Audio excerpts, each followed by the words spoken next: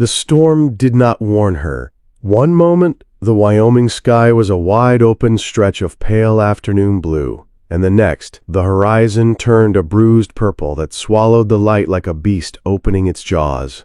Nora Bennett pressed her gloved hand against the rattling stagecoach window, watching the wall of weather roll toward her fast and merciless. The coach rocked violently as the wind hit, and her heart climbed into her throat. She had survived fire. She had survived hunger.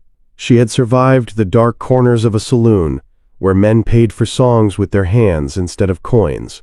But she had never faced a storm like this, one that seemed almost hungry for her. Her dress clung to her legs as the coach lurched again. The driver shouted something she couldn't hear over the rising roar of wind. The horses screamed, hooves slipping on the road that had turned from dust to grease in minutes. A bolt of lightning cracked across the sky, so bright it burned the world white for a heartbeat. Nora barely had time to suck in a breath. The back wheel hit a washout. The entire coach tipped. Wood groaned. Iron shrieked. She grabbed the leather strap beside her, but it tore from the bolt. The door on her side burst open, and then she fell. The cold hit like a fist. She struck mud, rolled down an embankment, then crashed into rushing brown water. The shock ripped every bit of breath from her body. She came up choking, clawing at the slippery bank, her boots losing grip again and again. The water dragged at her dress, pulling her down like hands. "Help!" she gasped, though the storm swallowed her voice whole. A flash of memory blinded her. The smoke-filled hallway in New York. The door stuck, Clara screaming her name. She heard herself again, gasping it into the storm. "I cannot breathe. I cannot breathe." The current dragged her sideways. She slipped under again, coughing up water and mud. When her head broke the surface, she blinked through the rain and froze. A silhouette stood at the top of the gully. A horse. A rider. A dark shape cut from the storm itself. Lightning flashed again, framing him against the sky. He didn't hesitate. The horse jumped straight down the embankment, sliding in the mud in a wild but controlled descent. The rider leaned back, muscles braced, moving like he and the animal were carved from the same piece of iron. They hit the ground hard, water exploding around them. Nora stared, chest heaving, barely believing what she saw. He swung down, splashed toward her. His hand shot out, gripping her arms with a strength that felt like salvation and danger all at once.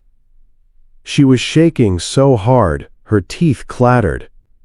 The rain poured off his hat brim, off the long oilskin coat plastered to his tall frame.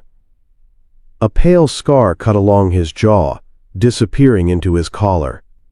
His eyes, dark beneath the brim, locked onto hers. He didn't ask if she was hurt. He didn't speak.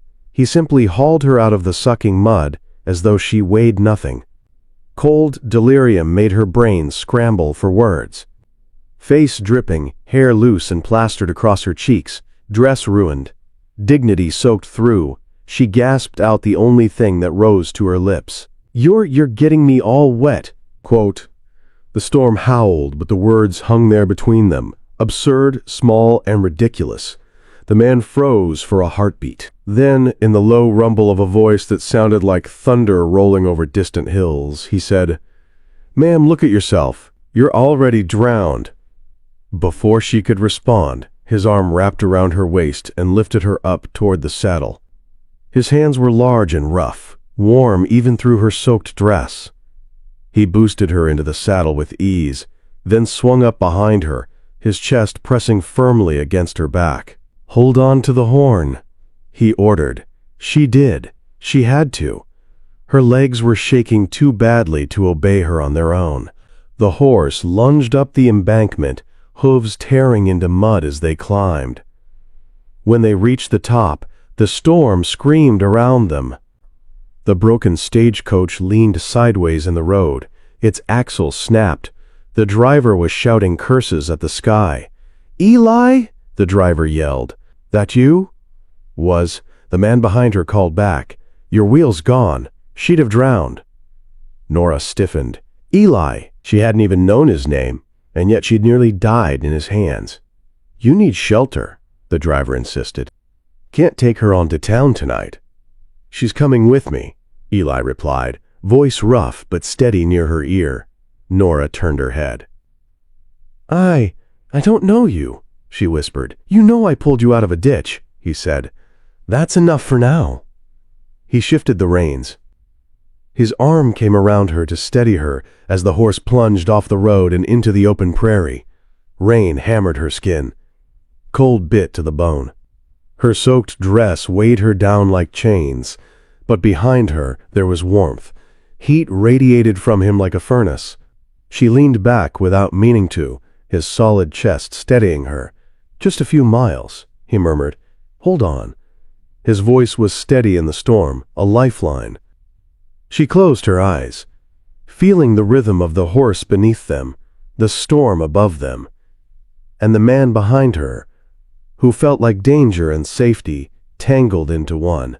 By the time a ranch house appeared through the sheets of rain, lamplight glowing warm through the dark, they were both soaked, freezing, and breathless. But Nora knew one thing with startling clarity.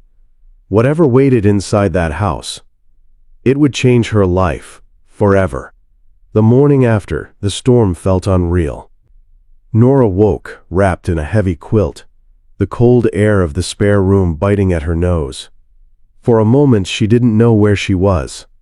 Then she smelled coffee, bacon, and the faint scent of pine smoke drifting under the door. She remembered the fall, the river, the rider, the heat of his chest behind her on the horse. Eli McRae. She stood, pulling the oversized flannel shirt he had given her tighter around her body. Her ruined dress, muddy, stiff, sagging, hung near the stove outside, drying in the warm glow of lamplight. She stepped quietly into the main room. Gus and Tommy were already at the table, and there, standing at the stove with a cast-iron skillet, was Eli. He looked different in daylight. Tall, steady, eyes gray like a storm that hadn't chosen whether to break or clear. His scar caught the morning sun. "Morning," he rumbled. Nora felt heat rush to her cheeks. "Good morning." Tommy, the 14-year-old boy, stared openly. "Miss, you look, funny." "Tommy," Gus barked. "Manners." Nora smiled despite the embarrassment. "I imagine I do." Eli turned, handing her a plate. "Eat." She hesitated. He raised a brow. "You nearly froze yesterday. You need strength. Sit." It wasn't a request. She sat and she ate until her stomach ached. Warm food felt like forgiveness. For days, the weather trapped her at the ranch. The roads dissolved into mud and slush. Every morning she offered to help, and every morning Eli said something like, "You'll slow us down. Those hands won't last an hour." Or simply, "No." So she insisted. And eventually he let her try. She fetched water until her shoulders burned. She chopped kindling until blisters split open on her palms. She washed heavy denim and wool in scalding water and hung it outside in the cutting wind. One afternoon, Eli found her trying to pin a pair of wet trousers to the line. Her hands were shaking from cold. Her knuckles were bleeding.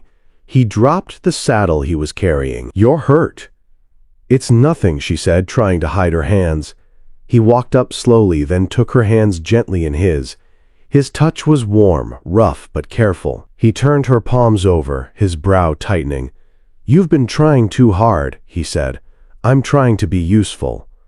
"You are," he answered quietly, "but you don't have to bleed to prove it." She looked at him, startled by the softness beneath his voice. He let her hands go only long enough to reach into his coat pocket. He pressed a small tin into her palms. "Put this on at night. It helps." She swallowed. "Thank you." He gave a slight nod, then walked away, but she could feel the weight of something new settle between them, something warm, uncertain, and frightening.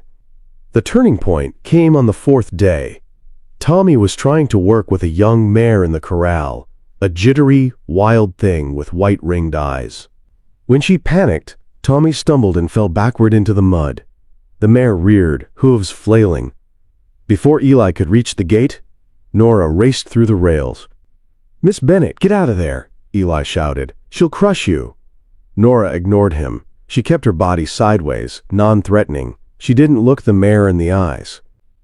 She approached slowly, humming a low melody, a tune she'd used countless times to soothe frightened children in the tenements.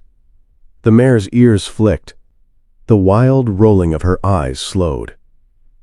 "That's it," Nora whispered. "Nothing's going to hurt you." When Nora reached her and laid a calming hand on the mare's neck, the animal shivered, then breathed out long and low, softening. The entire corral seemed to freeze in place. Eli stood at the gate, a rope hanging in his hand, his face showing something close to disbelief. "Where did you learn that?" he asked. Nora stroked the mare's neck. "Fear is the same in every creature. You just have to show them they aren't alone." Eli held her gaze for a long moment. Then he nodded once. "You did good." Quote, that night the storm winds returned. The cold pressed against the windows. Inside, the house glowed warm under lamplight. Gus snored softly from his corner. Tommy slept in the loft. Eli sat mending a bridle. Nora sat near the stove, hands wrapped around a cup. "Play something," Eli said suddenly. She blinked. "Play?" He pointed his chin toward the old guitar on the wall. "That thing hasn't made a sound in years." Her throat tightened. Music had been survival once. A currency. A burden. But here, with Eli watching her quietly from his chair, something inside her shifted. She took the guitar down, tuned it by ear, strummed a chord, warm, melancholy. Then she sang. Her voice filled the room, deep, smoky, shaped by pain and practice. A voice with a past, a voice that carried loss like a shadow. Eli set the bridle down slowly. Gus woke mid-song, clapped once, and said, "Lord, have mercy." But Eli's eyes never left her. He saw the beauty, he saw the sadness, and he saw something he didn't understand, but wanted to.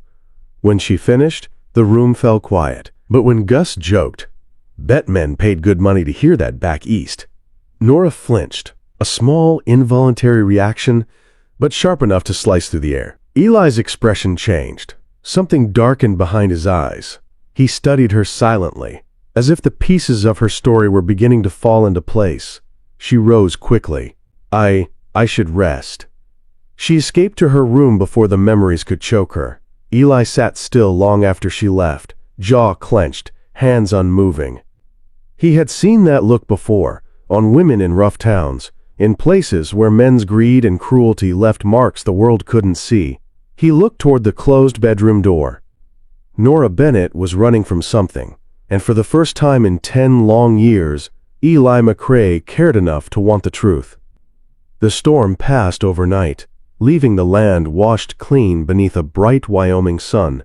But inside the ranch house, nothing felt clear. Not for Nora. Not for Eli. Not for the quiet truth hanging between them like a breath neither one dared to take. Eli saddled his horse early, moving with a silent purpose that made Tommy whisper to Gus, "He's thinking too loud again." Gus only grunted. Everyone knew something had shifted last night, when Nora sang and flinched at the wrong memory. By mid-morning, Eli was out in the back pasture fixing a broken fence post, his muscles working steady and sure. Nora stepped outside, holding a tin cup of coffee. Her hands still trembled slightly from the unease she carried, but she walked toward him anyway. He didn't look up. "Careful, boards are loose." She stopped beside him. "Eli, about last night." "You don't have to explain," he cut in, hammer striking a nail with controlled force. She waited. He kept working. Finally, she spoke softly. "I wasn't always a singer in a saloon. I didn't choose that life." His shoulders tightened, but he stayed silent. She drew a breath. "I came west with a man named Raymond Doyle. He promised he'd marry me. Promised a home. But he sold that lie the way gamblers sell luck. When we reached New York, he abandoned me, left me with debts in my name. A saloon owner offered work, singing, serving drinks, keeping men laughing. Her eyes hardened. Some men thought that meant more. The hammer froze in Eli's grip. One night a fire broke out, she whispered.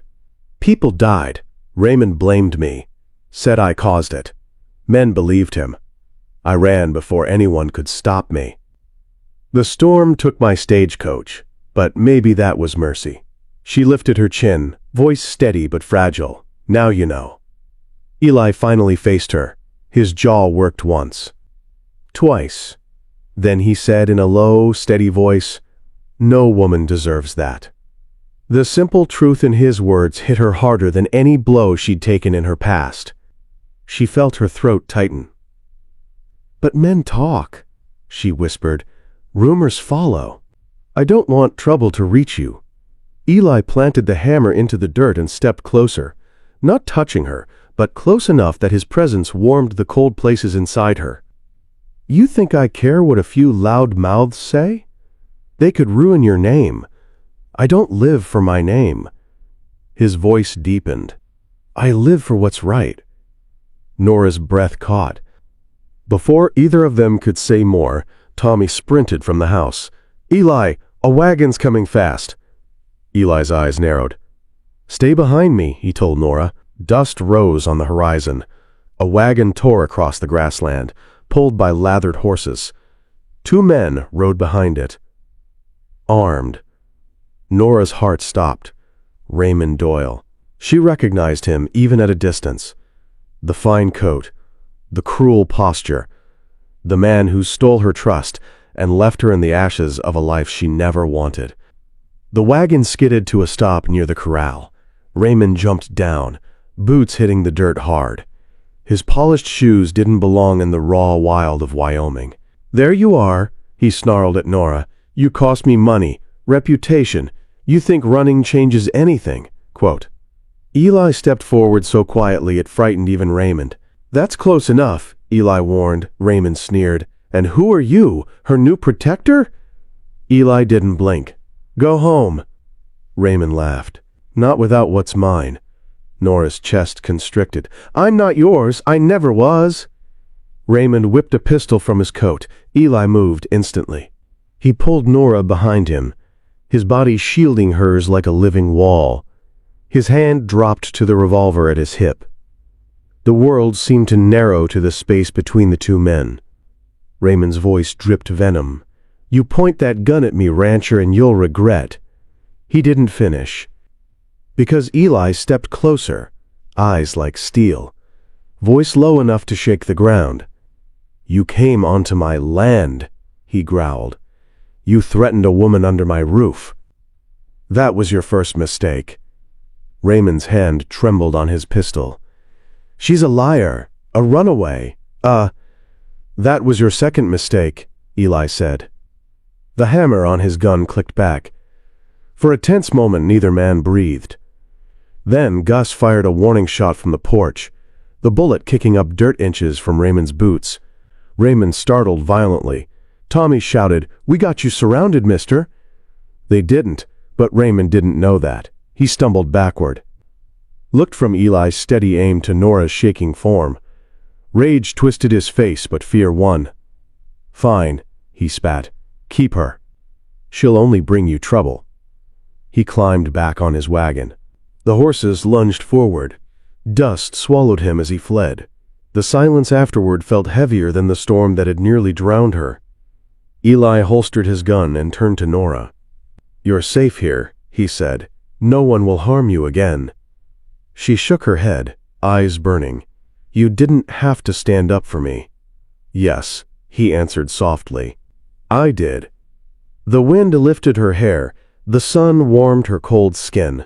She looked at the man who saved her twice, once from the river, once from the past that tried to drag her back. "I don't know how to repay you," she whispered. Eli stepped close, not touching, just near enough that she felt anchored. "You don't owe me anything," he said. "But if you choose to stay, His voice thickened. "You won't be alone." Her heart broke open in the best way. Nora lifted her hand and touched the edge of the scar on his jaw, gentle as a promise. Eli leaned in, not rushing, not forcing, just letting the moment rise like dawn. The first kiss was soft, careful, a beginning, not a claim. A warm wind swept across the ranch, carrying the smell of grass, sunlight, and a future she never believed she could have. For the first time in years, Nora felt safe. For the first time in years, Eli felt hope. And on that wide Wyoming land, two broken lives stitched themselves together in ways neither expected.